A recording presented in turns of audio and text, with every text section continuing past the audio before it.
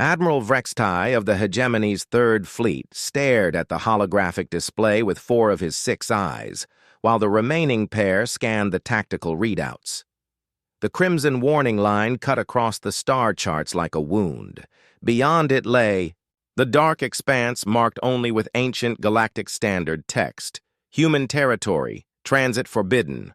Superstitious nonsense, growled General Corveth, his chitinous exoskeleton clicking as he shifted positions. The Hegemony had conquered 17 species across 4 spiral arms, and their war machine had never known defeat. These humans are nothing more than a minor species that got lucky with a few border skirmishes centuries ago. Vrextai's translator hummed as he replied, "The Galactic Council has maintained this restriction for 400 cycles, General. Even the Dominarch themselves refused to cross that line." Captain Nyleth, her crystalline form refracting the display's light into rainbow patterns, interjected with characteristic Zephyrian precision. "Our intelligence suggests they possess only 47 colonized systems. Standard analysis indicates a maximum fleet capacity of 200 vessels. We deploy with over 3,000. Her voice carried the mathematical certainty that had made her species the premier strategists in known space. The planning chamber fell silent, except for the subtle thrum of the dreadnought's engines. Outside the reinforced viewports, the assembled might of the Hegemony stretched across space. Kilometer-long battleships flanked by clouds of fighters, their hulls bearing the scars of 1,000 victories. Corveth's mandibles clicked in what passed for laughter among his kind. The humans haven't been seen beyond their borders in over 2 centuries. They've grown soft, forgotten how to fight. Their warning is nothing but the desperate bluff of a dying civilization." Vrextai pulled up historical records, holographic text scrolling past in dozens of languages. The last major contact was the Drakmor incident. 300 cycles ago, the Drakmor Syndicate sent a force of 800 ships to claim what they called undefended human colonies. And? Nyleth's harmonic voice carried genuine curiosity. They vanished. Completely. No distress signals, no debris fields, no survivors. The only trace was a single message buoy found drifting at the border. "You were warned." General Corveth's patience evaporated like atmosphere through a hull breach. "Ghost stories and legends. The Drakmor were pirates and smugglers, not warriors. We are the Hegemony. We have cracked fortress worlds and boiled the seas of rebel planets.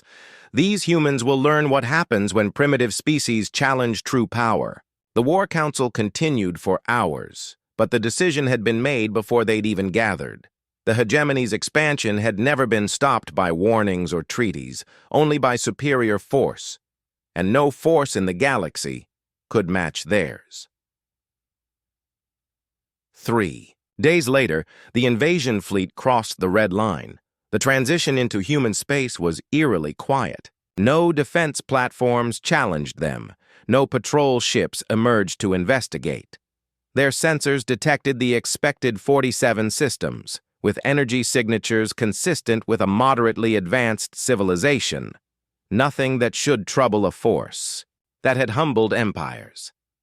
Admiral Vrextai tried to suppress the unease gnawing at his gut as they approached the first human system.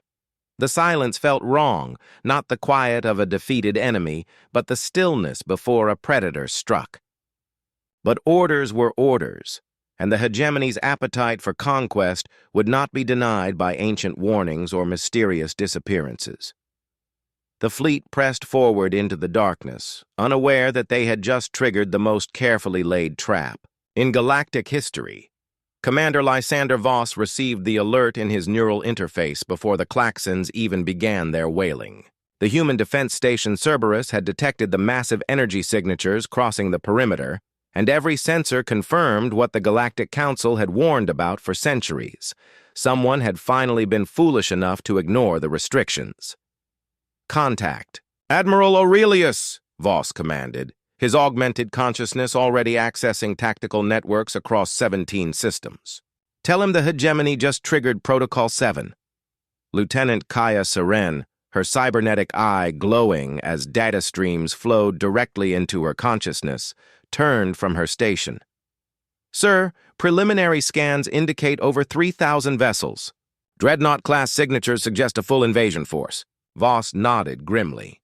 Humanity had spent 4 centuries preparing for this day, building their defenses not in space where they could be seen, but in the quantum foam itself, weaponizing the very fabric of reality that other species barely understood. "Composition. Analysis?" he asked. "Standard hegemony formation. Vrex Tai commanding from the dreadnought Eternal Dominion. General Korveth's ground forces aboard the troop transports. Captain Nyleth handling tactical coordination." Seren's enhanced neural pathways processed data at superhuman speeds. They're following predictable patterns, same strategies that conquered the Altarian Federation. Good. Predictable enemies make for clean victories. Voss activated the fleet-wide communication array, his signal reaching across human space in quantum encrypted bursts. "All stations, this is Cerberus Command.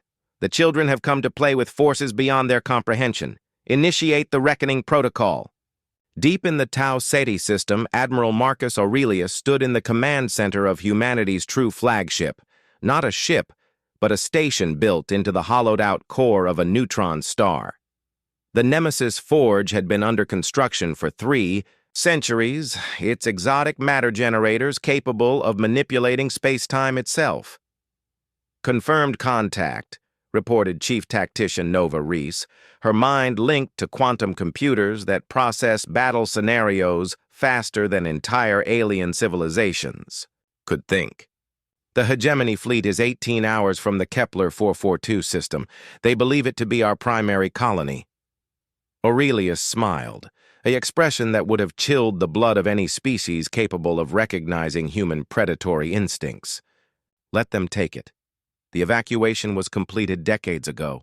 They'll find nothing but ghosts and memories." "And our response, sir?" "We stick to the plan. 400 years of preparation, Nova. Every simulation, every scenario, every possible tactic they might employ. We've already fought this war 1,000,000 times in quantum space. They just don't know they've already lost." Meanwhile, the hegemony fleet pressed deeper into human territory, their confidence growing with each empty system they encountered. The humans seemed to have withdrawn entirely, abandoning their colonies in the face of superior force. Admiral Vrexte studied the tactical displays with growing satisfaction. "Perhaps the legends were exaggerated after all, General. These humans appear to have learned wisdom." But Captain Nyleth's crystalline form flickered with unease as she processed the sensor data. Something was wrong with the mathematics of the situation. The energy signatures didn't match the expected patterns of a retreating civilization. Instead, they looked like— "Admiral," she said, her harmonic voice carrying a note of alarm that made every officer in the bridge turn toward her. "I'm detecting massive gravitational anomalies throughout this sector. The readings don't match any known stellar phenomena." Before Vrextai could respond, space itself began to change. The stars started moving in directions that violated 3-dimensional geometry, and the hegemony's greatest military minds realized they had walked into something far beyond their understanding of warfare itself. Reality folded in ways that made veteran spacers vomit inside their environmental suits. The hegemony fleet, which had conquered star systems with brutal efficiency, found themselves facing an enemy that had learned to weaponize the fundamental forces of existence itself.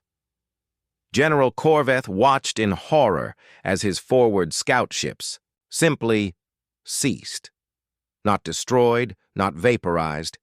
They existed one moment, and then they had never existed at all, causality rewriting itself around their absence. His tactical displays couldn't even register what had happened because the universe insisted those ships had never been there. "What are these humans?" he whispered, his chitinous claws scraping against his command throne. Captain Nyleth's mathematical mind was fragmenting as she tried to process sensor readings that violated the basic principles of physics. Admiral, they're manipulating quantum probability fields. They're not just fighting us in three-dimensional space. They're attacking us across multiple timeline branches simultaneously. The human response came not as ships or weapons in any conventional sense, but as alterations to the space-time continuum itself. Commander Voss, directing the defense from Cerberus, watched through instruments that could perceive 11 dimensions as humanity's true military might revealed itself. "Target the command ship," he ordered. "Let's show them what happens when inferior species challenge post-singularity warfare." The Eternal Dominion, Admiral Vrextai's pride and flagship, suddenly found itself existing in 17 different quantum states simultaneously. In one timeline, it had been destroyed 3 minutes ago. In another, it had never been built. In a third, it was currently being deconstructed atom by atom as its own past and future collapsed into paradox. Vrextai, experiencing the torture of existing across multiple probability streams, screamed in languages his species had forgotten. Around him, officers phased in and out of existence as quantum uncertainty claimed them. "Retreat!" he commanded, but the order came too late. The hegemony fleet was trapped in a probability maze, their escape routes sealed by the simple expedient of making the space they needed to traverse temporarily non-existent. Admiral Aurelius observed the battle from his neutron star fortress. His consciousness expanded through quantum neural networks that allowed him to perceive the conflict across all possible timelines simultaneously. To him, the hegemony's invasion was nothing more than a complex mathematical problem with a predetermined solution. "Status report," he requested, though he already knew the answer through his enhanced awareness. 80% of their fleet is caught in temporal loops, reported Chief Tactician Reese. The remainder are experiencing cascade probability failures. Estimated time until complete resolution, 14 minutes, 37 seconds. But humanity's true message was still to be delivered. From the quantum depths of human space, a transmission reached the trapped hegemony fleet, not through conventional communication systems, but by directly altering the quantum states of the receiving officer's neural tissues. Every alien mind in the invasion force suddenly understood perfect galactic standard as the message impressed itself into their consciousness. "You were warned," came the voice that seemed to speak from the fabric of reality itself. "The maps ended at our territory for a reason. We did not retreat from the galaxy, we transcended it. What you call primitive humans are the children of a species that learned to rewrite the rules of existence itself." General Corveth, his exoskeleton cracking under the pressure of existing in multiple dimensions, managed to gasp out a question. What are you?" The response came with the weight of stellar collapse behind it. "We are what happens when a species spends 4 centuries preparing for a war that our enemies insist on bringing to us. We are the civilization that grew bored with conquest and turned instead to mastering reality itself. We are humanity ascendant." The remaining hegemony vessels began to experience structural failure, not from weapons fire, but from the simple fact that the universe was gradually forgetting they had ever been constructed. Their materials dissolved back into quantum foam as causality rewrote their history. Only a handful of ships remained intact, deliberately preserved by human mercy to carry word back to the greater galaxy of what happened to those who ignored the warnings. The survivor ships of the hegemony's once mighty Third Fleet limped back across the red line that marked human territory. Their hulls scarred not by weapons, but by exposure to forces that shouldn't exist outside the hearts of collapsing stars. Of the 3,000 vessels that had crossed into human space with such confidence, fewer than 50 remained, and those only because humanity had chosen to spare them.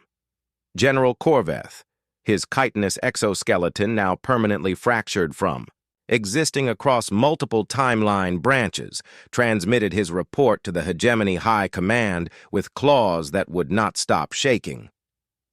"The humans, they don't fight wars. They edit reality. Our entire understanding of warfare is obsolete. Admiral Vrextai could no longer close all 6 of his eyes at once. Quantum entanglement had left him experiencing multiple visual streams simultaneously. "Request immediate audience with the Dominarch Council," he managed, his voice carrying harmonics that hadn't existed in his species' vocal range before his exposure to human probability weapons. Classification: existential threat. No, beyond existential. They've transcended the categories we use to define danger. Across the galaxy, news of the hegemony's catastrophic defeat spread through quantum communication networks faster than light itself. Species that had cowered before the hegemony's might now whispered in fearful reverence about the humans who had casually dismantled the greatest military force in known space. On the crystal spires of the Dominarch homeworld, the High Council convened in emergency session. The Dominarch themselves, beings of pure energy who had ruled the galactic center for 10 millennia, manifested their rarely used physical forms to address the crisis. "Explain," commanded Prime Dominarch Nexus, its crystalline voice resonating through dimensions the assembled delegates couldn't perceive. Captain Nihilith, her crystalline form now flickering between states of matter, struggled to find words in any language adequate to describe what she had witnessed. "They've weaponized causality itself. They don't destroy their enemies. They convince the universe that their enemies never existed. Our mathematics cannot even process their technology because it operates outside the dimensional framework we use to define reality." Silence fell across the chamber like the gravity well of a black hole. These were the leaders of civilizations that had mastered faster-than-light travel, energy manipulation, and genetic modification. They had thought themselves the apex of technological achievement. "How many humans participated in the defense?" asked Subdominarch Flux. "Our sensors." "Detected." "3 beings," Nihilith replied, her harmonic voice cracking. 3. Commanding defense platforms that exist partially outside normal space-time. The rest of their population appears to have transcended physical existence entirely. The implications hit the assembled leaders like a tsunami of realization. Humanity hadn't withdrawn from galactic affairs because they were weak. They had evolved beyond the need for conventional interaction with lesser species. Deep in human space, Admiral Aurelius conducted his post-battle analysis with the dispassionate efficiency of a being whose consciousness spanned multiple quantum realities.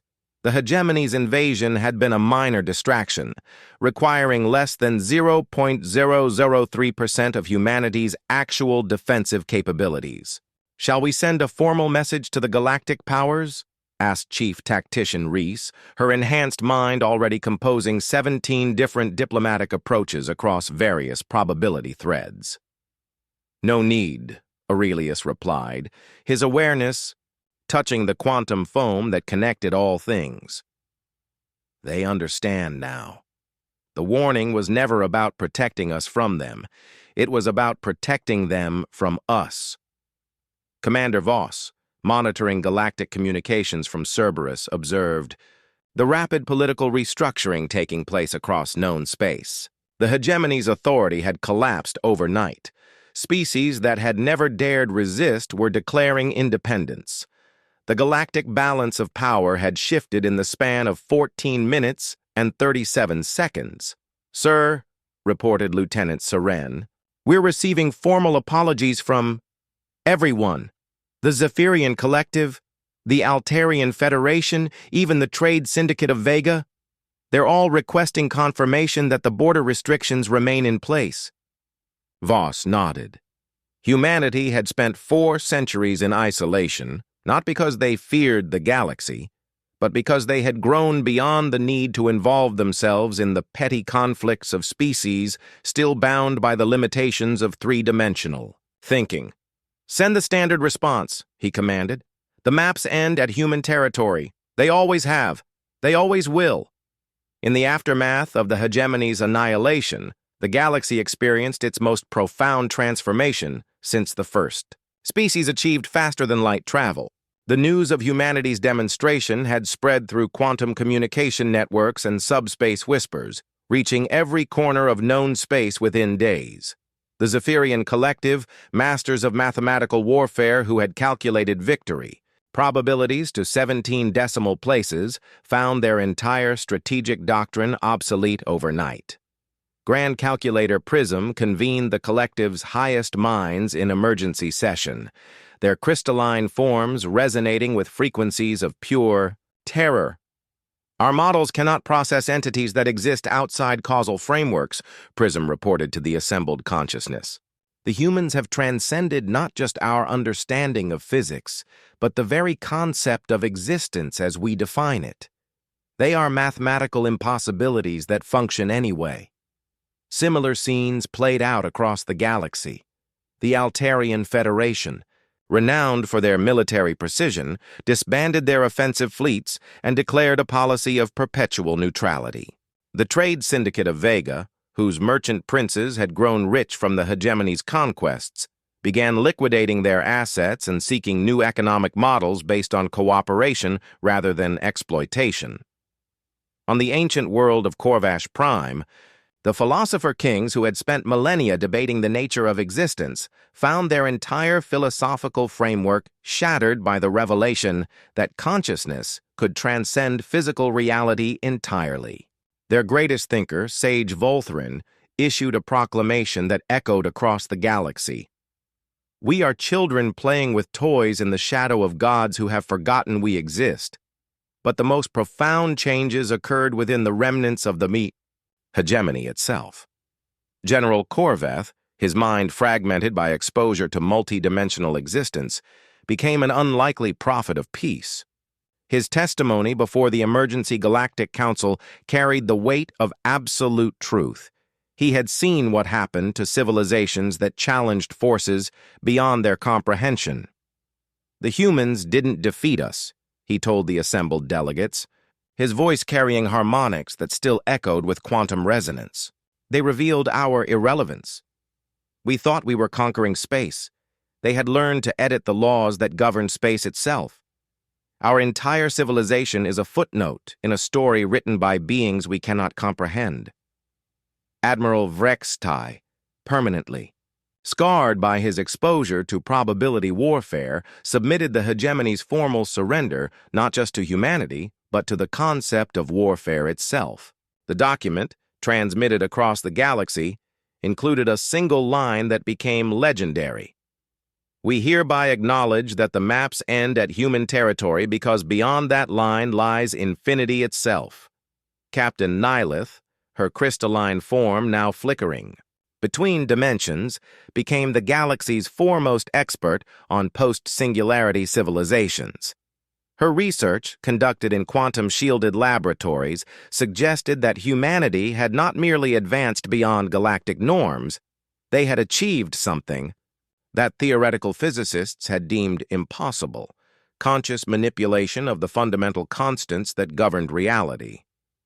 "They don't use technology," she explained to a gathering of the galaxy's greatest minds. "They have become technology. The distinction between their consciousness and the tools they wield has ceased to exist. They are living embodiments of applied physics operating at scales we cannot measure." Meanwhile, in human space, the population that had transcended physical existence observed these developments with the detached interest of beings who had moved beyond such concerns. Commander Voss, one of the few humans who still maintained a semi-physical form for interface purposes, monitored galactic communications with growing satisfaction. "The Reformation is proceeding ahead of schedule," he reported to Admiral Aurelius, whose consciousness now existed primarily as quantum information distributed across 17 star systems. "Species are abandoning militaristic expansion in favor of cultural and scientific development. The hegemony's collapse has created a power vacuum that smaller civilizations are filling through cooperation rather than conquest." "As predicted," Aurelius replied, his voice emerging from quantum fluctuations in local space-time. "Fear of the unknown can be a powerful motivator for positive change. They understand now that the universe contains forces beyond their ability to challenge or comprehend. Chief Tactician Reese, her enhanced consciousness analyzing probability streams across multiple timelines, added her assessment. Galactic warfare has essentially ceased. The remaining military forces are being converted to exploration and defense-only roles. They've learned that the greatest threat they face is not each other, but the possibility of encountering something even more advanced than humanity. The irony was not lost on the human observers.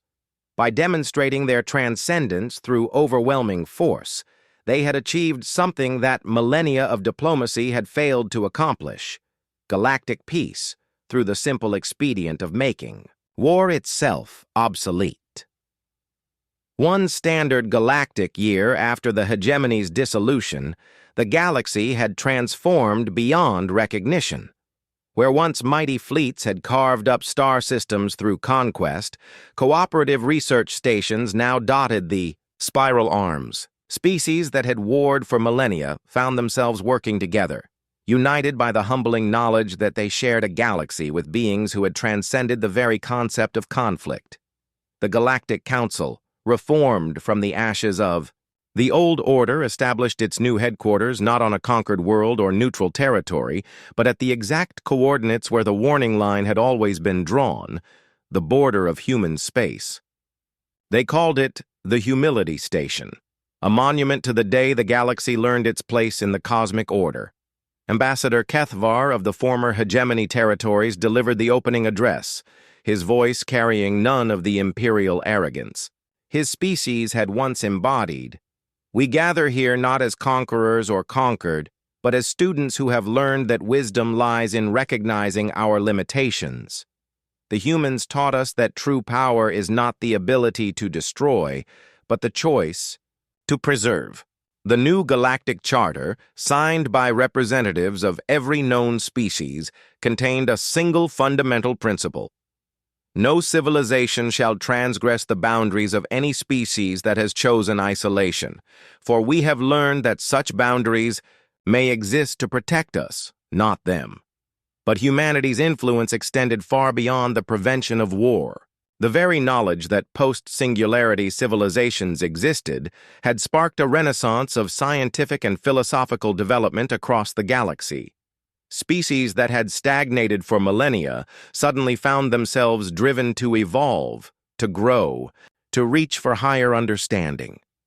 The Zephyrian Collective pioneered new forms of mathematical consciousness that approached the complexity of quantum thought.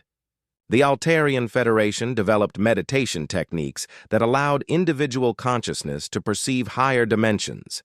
Even the scattered remnants of the trade syndicate transformed their economic models from exploitation to what they called conscious commerce, trade that considered the welfare of all participants across multiple causal streams.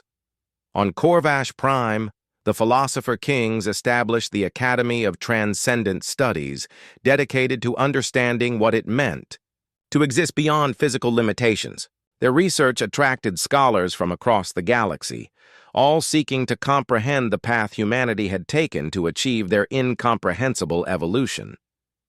Commander Voss, maintaining his role as humanity's primary interface with galactic civilization, received the flood of communication attempts with something approaching amusement. Requests for knowledge, for guidance, for any insight into how a species might begin the journey toward transcendence filled the quantum networks daily. "They still don't understand," he reported to Admiral Aurelius during one of their regular consciousness-link sessions. "They think transcendence is a destination rather than a process.